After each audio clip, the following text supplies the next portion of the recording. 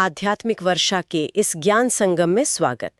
आज हम एक ऐसे विषय पर गहराई से उतर रहे हैं जो कह सकते हैं कि जीवन को एक नई ऊर्जा, एक नई दिशा दे सकता है। हम बात करेंगे श्रीमद् भगवद गीता के अध्याय 2 सांख्य योग के श्लोक संख्या 38 की। जी। ये श्लोक मतलब जीवन के हर मोड़ पर जो आते हैं ना, द्वंद्व, सुख और दुख, लाभ और हानि, जीत और हार, इनके बीच वो मानसिक संतुलन जिसे समभाव कहते हैं, उसे बनाए रखने की एक तरह से कुंजी देता है। और आज की हमारी ये जो गहन चर्चा है, ये कैप्टन श्याम बहादुर चौहान द्वारा प्रस्तुत एक विस्तृत संकलन पर आधारित है। इसमें मतलब विषय को और स्पष्ट करने के लिए आधुनिक एआई तकनीक की भी सहायता ली गई है। अच्छा। हमारा उद्देश्य है कि इस गहरे ज्ञान के अर्थों को समझें और देखें कि ये आज के समय में हमारे लिए कितना जरूरी है और कैसे ये व्यक्तिगत शांति से लेकर शायद मानव कल्याण तक में मदद कर सकता है। तो चलिए शुरू करते हैं। बिल्कुल। और देखिए, इस श्लोक की गहराई को सही मायने में समझने के लिए इसकी पृष्ठभूमि जानना बहुत जरूरी है। हाँ। जब अर्जुन जैसा योद्धा मतलब अपने ही रिश्तेदारों के खिलाफ शस्त्र उठाने के कर्तव्य और उससे जो भावनाएं जुड़ी थीं, उसके द्वंद्व में बुरी तरह उलझ गए थे। अर्जुन सिर्फ युद्ध से पीछे नहीं हट रहे थे, वो उसके परिणामों की कल्पना से ही डर गए थे। उन्हें लग रहा था कि इस युद्ध से तो बस पाप लगेगा, कुल का नाश हो जाएगा, बदनामी मिलेगी, और ये सब वो कैसे झेलेंगे। उनका मन, कह सकते हैं, शोक और मोह से भर गया था। हाँ, ये तो एक ऐसा मानसिक संकट है जिससे शायद हम सब कभी ना कभी गुजरते हैं, जब कर्तव्य और भावनाएं आमने सामने खड़ी हो जाती हैं। निश्चित रूप से। और यहीं पर श्री कृष्ण का लक्ष्य एकदम साफ हो जाता है। वो अर्जुन को और अर्जुन के जरिए हम सबको निष्काम कर्म योग का सिद्धांत समझा रहे थे। निष्काम कर्म योग। हाँ, जिसका सार यही है, अपना कर्म करो, अपना कर्तव्य निभाओ, लेकिन उसका जो फल है, जो नतीजा है, उससे अपनी खुशी या शांति को मत जोड़ो। मतलब फल की इच्छा या उससे लगाव रखे बिना कर्म करने पर ध्यान दो। और यहाँ एक दिलचस्प बात यह है कि कैसे ये एक श्लोक जो उस समय अर्जुन के युद्ध के दुख को दूर करने के लिए कहा गया, वो असल में जीवन के हर पहलू के लिए, हर इंसान के लिए एक यूनिवर्सल सिद्धांत बन गया। ये सिर्फ युद्ध के मैदान तक सीमित नहीं रहा। सही बात है, ये तो जीवन के हर कुरुक्षेत्र के लिए मार्गदर्शन है।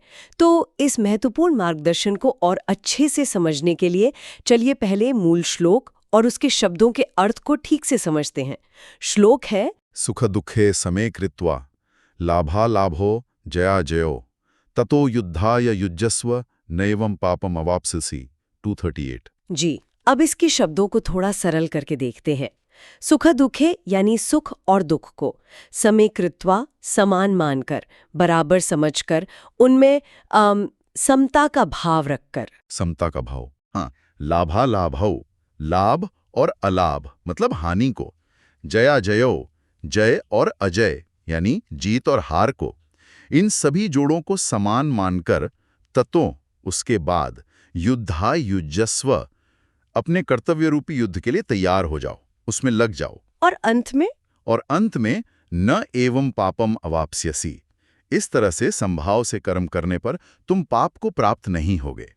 यानी कर्म के बंधन या उसके जो बुरे नतीजे हो सकते हैं, उनसे बच जाओगे। अच्छा, तो अगर हम इसका एक सरल भावार्थ निकालें तो वो ये हुआ कि जीवन में जो भी हालात आए, चाहे वो अच्छे हों या बुरे, फायदा हो या नुकसान, जीत मिले या हार, इन सब उलट लगने वाले जोड़ों को मन से एक जैसा देखना है, घबराना नहीं है। बिल्कुल। और इस बराबरी के भाव के साथ अपने तय काम में, अपने कर्तव्य में जुट जाना है। जैसे अर्जुन के लिए वो कर्तव्य उस समय युद्ध था, हमारे लिए हमारा जो भी कर्म क्षेत्र है। एकदम सही। और ऐसा करने से होगा क्या? न एवं पापम अवाप्स्यसि, तुम पाप के भागी नहीं बनोगे। अब यहाँ पाप का मतलब सिर्फ कोई गलत काम या नैतिक पतन ही नहीं है। हाँ, ये समझना जरूरी है। हाँ, बल्कि पाप का गहरा मतलब है कर्म के वो बंधन जो हमें इस जन्म मृत्यु के चक्कर में उलझाए रखते हैं। जब करने वाला यानी कर्ता कर्म के फल से जुड़ाव नहीं रखता, समभाव से कर्म करता है, तो उस कर्म का अच्छा या बुरा फल उसे बांधता नहीं है। ये बहुत महत्वपूर्ण बात है कि पाप का अर्थ सिर्फ बुरा कर्म नहीं, बल्कि कर्म का बंधन है। तो इसका एक उद्देश्य तो अर्जुन का भ्रम और डर दूर करना था, लेकिन जो गहरा दार्शनिक उद्देश्य था वो निष्काम कर्म के सिद्धांत को स्थापित करना था, है ना? हाँ, बिल्कुल। श्री कृष्ण यही तो साफ कर रहे थे कि कर्म अपने आप में प्रॉब्लम नहीं है। प्रॉब्लम है उस कर्म से जुड़ी हमारी आसक्ति, हमारी उम्मीदें, नतीजे पर हमारा बहुत ज्यादा ध्यान देना। जब कर्म सिर्फ कर्तव्य की भावना से, ईश्वर को हाजिर नाजिर मानकर फल की चिंता किए बिना किया जाता है, तो करने वाला उस कर्म के नतीजे से होने वाले सुख दुख के चक्कर से ऊपर उठ जाता है।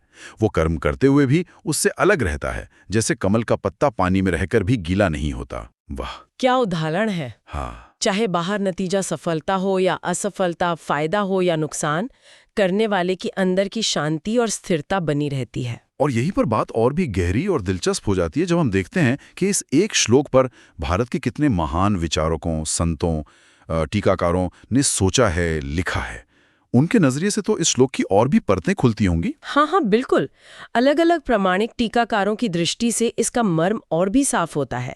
जैसे अद्वैत वेदांत के महान आचार्य आदि शंकराचार्य अपने भाष्य में समझाते हैं कि जब इंसान का मन यानी चित्त सुख दुख, लाभ हानि जैसे इन द्वंद्वों से असरअंदाज नहीं होता, उनमें फंसता नहीं है, तो वो अपने असली स्वरूप यानी ब्रह्म भाव में स्थित हो जाता है। ब्रह्म भाव में, जी, ये परम शांति और स्थिरता की अवस्था है। और इस स्थिर सम अवस्था में रहकर जो कर्तव्य कर्म किया जाता है, चाहे वो देखने में कितना ही मुश्किल या भयानक क्यों न लगे, जैसे कि युद्ध, वो करने वाले के लिए बंधन का कारण नहीं बनता। क्योंकि कर्ता मैं कर रहा हूं या मुझे फल मिलेगा, इस भाव से मुक्त हो चुका होता है। यानी कर्तापन के अभिमान से और फल की इच्छा से, दोनों से मुक्ति, ये जरूरी है। बिल्कुल। इसी तरह महाराष्ट्र के महान संत ज्ञानेश्वर महाराज हैं, उनकी अमर रचना है ज्ञानेश्वरी, जो गीता पर एक अद्भुत टीका है। हाँ, सुना है। उसमें वो एक बहुत ही सुंदर और प्रैक्टिकल मिसाल देते हैं। वो कहते हैं कि जैसे एक माहिर मल्लाह या नाविक होता है, वो समंदर की ऊंची लहरों और उल्टी दिशा से आती तेज हवाओं से घबराता नहीं है। सही। बल्कि अपनी होशियारी से नाव को बैलेंस रखते हुए इन रुकावटों के बीच से ही रास्ता निकालकर नाव को किनारे ले जाता है। ठीक वैसे ही जीवन रूपी समंदर में जो सुख दुख की लहरें उठती हैं, लाभ हानि की हवाएं चलती हैं, उनसे बिना घबराए अपने कर्तव्य रूपी नाव को समभाव और कुशलता से चलाते रहना चाहिए। यही असल में जीवन की लड़ाई जीतने की सच्ची कला है। अरे वाह, ये रूपक तो मन में बस गया। नाव और नाविक का जीवन की यात्रा तो बिल्कुल ऐसी ही है। अच्छा, और स्वामी विवेकानंद जी का क्या नजरिया था इस पर? उनका तो युवाओं पर खास ध्यान रहता था। स्वामी विवेकानंद जी का नजरिया तो बहुत जोशीला, प्रैक्टिकल और प्रेरणा देने वाला है। वो इस श्लोक के सार को सीधे और दमदार शब्दों में रखते थे, कामना का परित्याग करो। कामना का परित्याग, हाँ। उनका संदेश था खासकर नौजवानों के लिए। कर्म करो, अपना बेस्ट दो, पूरी ताकत लगा दो, लेकिन नतीजे की चिंता में अपनी एनर्जी बर्बाद मत करो। सफलता मिले तो घमंड मत करो, असफलता मिले तो निराश मत हो। इन दोनों हालतों से ऊपर उठकर स्थिर रहकर जो अपने कर्तव्य के रास्ते पर चलता रहता है, वही इंसान जीवन में सच्ची महानता पाता है। उन्होंने इसे चरित्र निर्माण और राष्ट्र निर्माण से भी जोड़ा था। कामना का परित्याग, ये सुनने में जितना सरल लगता है, करने में शायद उतनी ही कठिन साधना है ना? बेशक। और इसी कड़ी में अगर हम स्वामी अड़गानंद जी महाराज की यथार्थ गीता देखें, तो वो इस श्लोक की व्याख्या कर्तव्य बोध के नजरिए से करते हैं। कर्तव्य बोध, जी। वो इस बात पर जोर देते हैं कि ये उपदेश सिर्फ युद्ध भूमि में खड़े अर्जुन के लिए ही नहीं था। ये तो हर उस इंसान के लिए है जो जीवन में कोई ना कोई कर्म, कोई ना कोई रोल निभा रहा हो, चाहे वो सरहद पर खड़ा सैनिक हो, ऑफिस में काम करने वाला कर्मचारी हो, घर संभालने वाली गृहिणी हो या पढ़ाई करने वाला विद्यार्थी हो।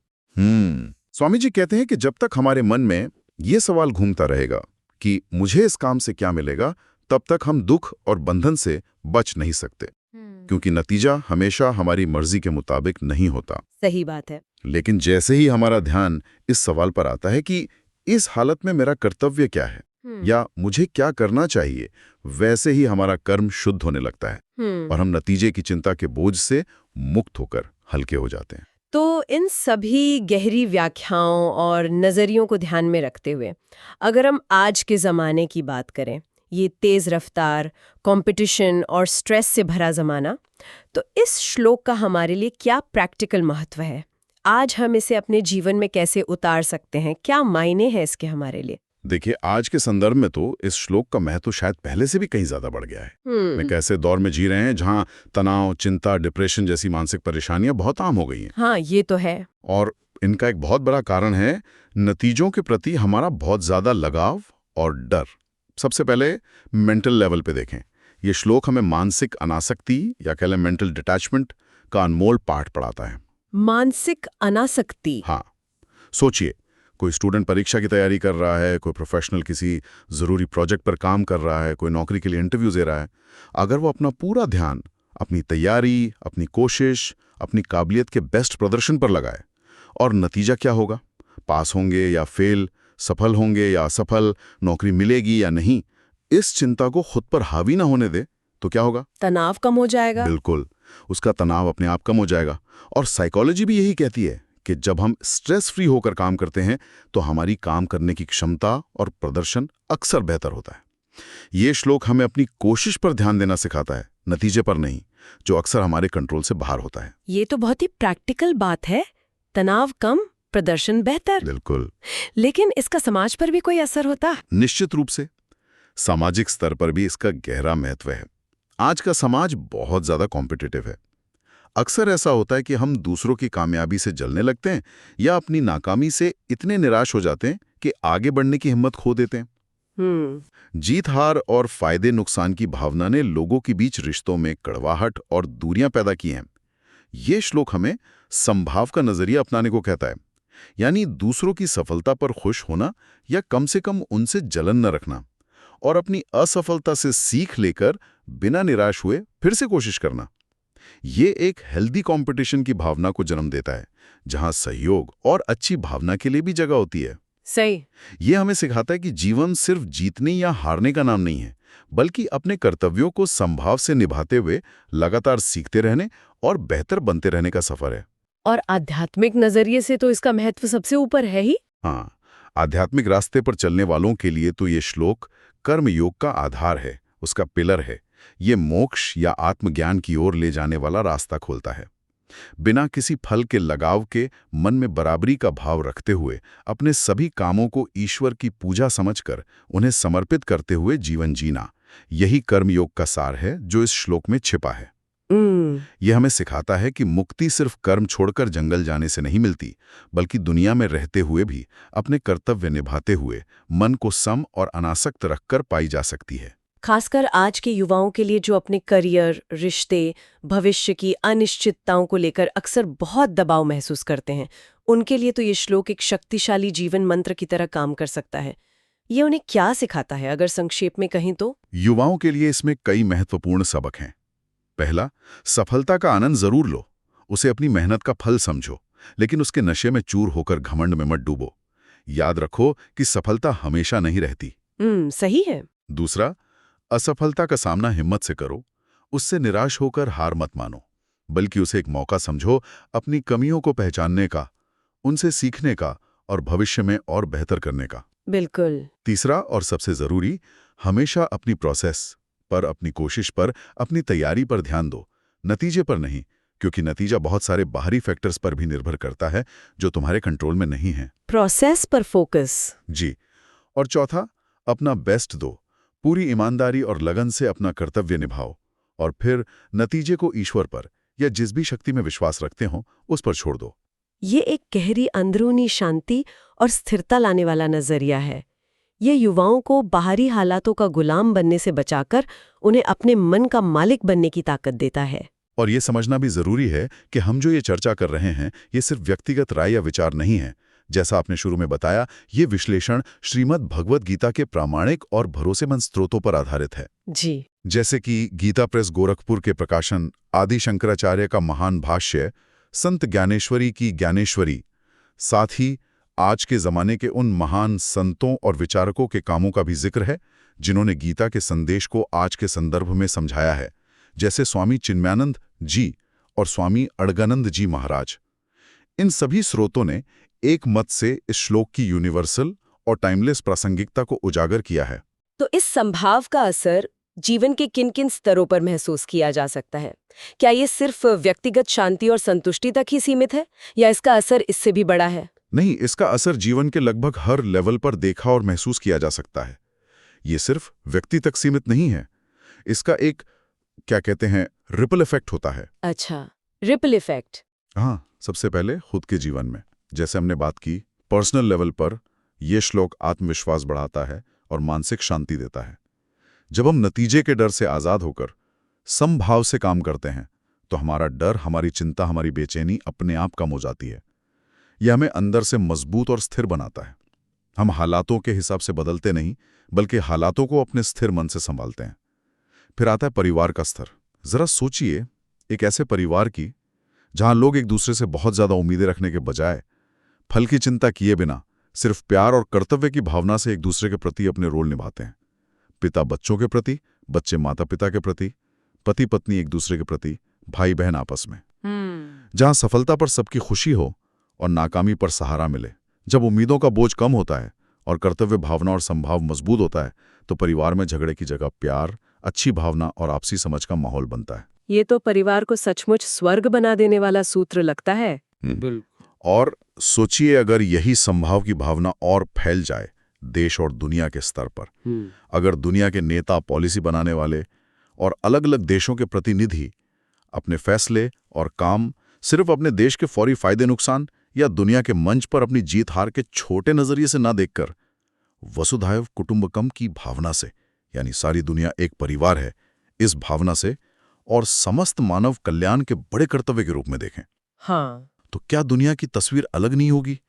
क्या बहुत से युद्ध, झगड़े, विवाद और गैर बराबरी टाली या कम नहीं की जा सकती? बिल्कुल। ये एक महत्वपूर्ण सवाल हमारे सामने रखता है कि क्या व्यक्तिगत संभाव का अभ्यास जब सामूहिक रूप से अपनाया जाए तो वो दुनिया में शांति, सद्भाव और सहयोग की दिशा में एक ठोस कदम साबित हो सकता है। वाला भी कि व्यक्तिगत साधना का असर दुनिया के लेवल तक पड़ सकता है।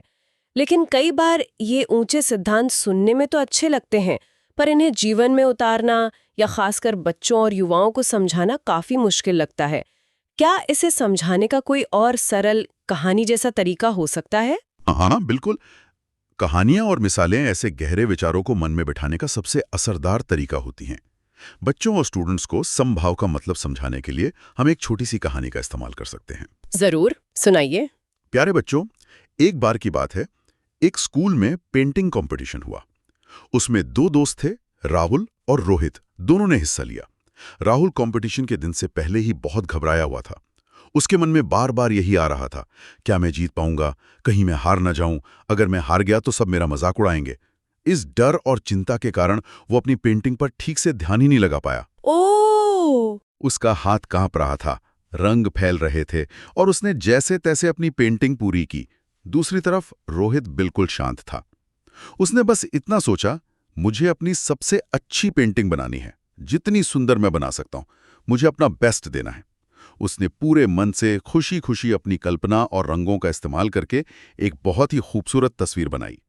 उसे इस बात की बिल्कुल चिंता नहीं थी कि वो जीतेगा या हारेगा। उसका ध्यान केवल अपने काम पर था। रोहित ने सही किया। जब कंपटीशन का नतीजा आया तो रोहित की पेंटिंग को पहला इनाम मिला, जबकि राहुल कोई जगह नहीं बना पाया। रोहित अपनी जीत से बहुत खुश हुआ, लेकिन उसने बिल्कुल भी घमंड नहीं दिखाया। उसने राहुल के पास जाकर उसकी पीठ थपथपाई और कहा, कोई बात नहीं दोस्त, अगली बार और अच्छा करना। राहुल को अपनी हार का थोड़ा दुख तो हुआ, लेकिन वो रोहित की जीत से जला नहीं, ना ही उसने हिम्मत हारी। अच्छा। उसने रोहित की पेंटिंग को ध्यान से देखा और कहा, वाह रोहित, तुम्हारी पेंटिंग सच में बहुत सुंदर है। मुझे तुमसे सीखना होगा। अगली बार मैं भी तुम्हारी तरह बिना डरे मन लगाकर पेंटिंग करूंगा। तो बच्चों, गीता का ये श्लोक हमें क्या सिखाता है? ये हमें रोहित की तरह बनना सिखाता है। जीत मिलने पर घमंड नहीं करना और अपना सबसे अच्छा प्रयास करना। ये हमें राहुल की तरह भी बनना सिखाता है। हार मिलने पर निराश होकर बैठ नहीं जाना, बल्कि उससे सीखकर आगे और बेहतर करने का संकल्प लेना। हाँ। और सबसे जरूरी बात, ये हमें रोहित की तरह अपने काम पर ध्यान देना सिखाता है, न कि सिर्फ जीत या हार के नतीजे के बारे में सोचते रहना। इसी को कहते हैं समभाव, यानी हर हालत में, चाहे सुख हो या दुख हो, जीत हो या हार, अपने मन को शांत और संतुलित रखना। वाह, ये कहानी तो बड़ों के लिए भी उतनी ही काम की है जितनी बच्चों के लिए। इसने समभाव के सिद्धांत को बहुत ही सरल और साफ तरीके से समझा दिया। तो आज की इस पूरी चर्चा का सार संदेश यही निकलता है कि सुख दुखे समय कृत्वा। ये सिर्फ गीता का एक श्लोक नहीं है, बल्कि ये जीवन जीने की एक कला है, एक फलसफा है, एक शक्तिशाली मंत्र है। जी बिल्कुल। ये हमें जीवन की सबसे बड़ी जीत हासिल करना सिखाता है। खुद पर विजय पाना, अपनी भावनाओं, अपने रिएक्शंस, अपने मन का मालिक बनना। ये हमें बाहरी हालातों का गुलाम बनने से बचाता है और एक ऐसी अटूट अंदरूनी ताकत और स्थिरता देता है जो जीवन के हर उतार चढ़ाव में, हर सुख दुख में हमारा सहारा बनकर खड़ी रहती है। बिल्कुल। और मूल बात वही है जिसे बार बार दोहराने की जरूरत है। फल की इच्छा या नतीजे की चिंता को छोड़कर अपनी समझ और क्षमता के अनुसार पूरी लगन और समर्पण भाव से अपने हिस्से का कर्तव्य निभाएं। हाँ, जब हम इस समभाव से कर्म करते हैं, तब सफलता मिले या असफलता, मान मिले या अपमान, लाभ हो या हानि, हमारा मन परेशान नहीं होता, वो शांत और स्थिर बना रहता है। यही भगवान श्री कृष्ण का अर्जुन के जरिए हम सभी के लिए शाश्वत, टाइमलेस और बहुत ही कल्याणकारी संदेश है। और जैसा हमने पहले भी बात की, ये समभाव सिर्फ व्यक्तिगत शांति या आध्यात्मिक तरक्की तक ही सीमित नहीं है। इसका एक बहुत महत्वपूर्ण पहलू है मानव कल्याण। जी। जब व्यक्ति अंदर से स्थिर, संतुलित और समभाव में होता है, तो उसके विचार, उसके शब्द, उसके काम ज्यादा संतुलित, ज्यादा न्यायपूर्ण और शायद ज्यादा परोपकारी और कल्याणकारी होते हैं। वो गुस्से में आकर या स्वार्थ में पड़कर गलत फैसले लेने से बचता है। हाँ, और अगर हम इसे और बड़े नजरिए से जोड़कर देखें, तो ये बात साफ तौर पर उभरती है कि व्यक्तिगत शांति और समभाव का अभ्यास ही धीरे धीरे समाज में और फिर पूरी दुनिया में सद्भाव, सहयोग और शांति का रास्ता खोल सकता है। क्योंकि दुनिया में जो भी अशांति, झगड़ा या अन्याय दिखाई देता है, उसकी जड़ कहीं ना कहीं व्यक्ति के मन में बसे राग, द्वेष, डर, लालच और असंतुलन में ही होती है। मन को सम करने की साधना असल में विश्व शांति की दिशा में एक खामोश लेकिन शक्तिशाली योगदान है। इस अनमोल ज्ञान को इतने अच्छे और सरल रूप में संकलित करने के लिए हम कैप्टन श्याम बहादुर चौहान जी का फिर से स्मरण और दिल से धन्यवाद करते हैं। उनके इस प्रयास ने गीता के जरूरी संदेश को हम तक पहुंचाया है, ताकि ये हमें और आने वाली पीढ़ियों को हमेशा प्रेरित और मार्गदर्शित करता रहे। जी बिल्कुल। और अब इस गहरी चर्चा के आखिर में हम अपने सुनने वालों के मन में एक विचार छोड़कर जाना चाहेंगे। अगर गीता का ये समभाव का सिद्धांत जीवन की बाहरी उथल-पुथल के बीच अंदरूनी शांति और स्थिरता बनाए रखने की चाबी है, तो हमारे अपने रोजमर्रा के जीवन का वो कौन सा छोटा या बड़ा द्वंद्व है, शायद ऑफिस में मिलने वाली तारीफ और बुराई का, या घर में महसूस होने वाली सुविधा और असुविधा का, या किसी रिश्ते में उम्मीद पूरी होने और न होने का, जिस पर हम आज से ही, बल्कि अभी से ही इस समभाव का अभ्यास करना शुरू कर सकते हैं, वो कौन सा पहला कदम हो सकता है? ओम तत्सत।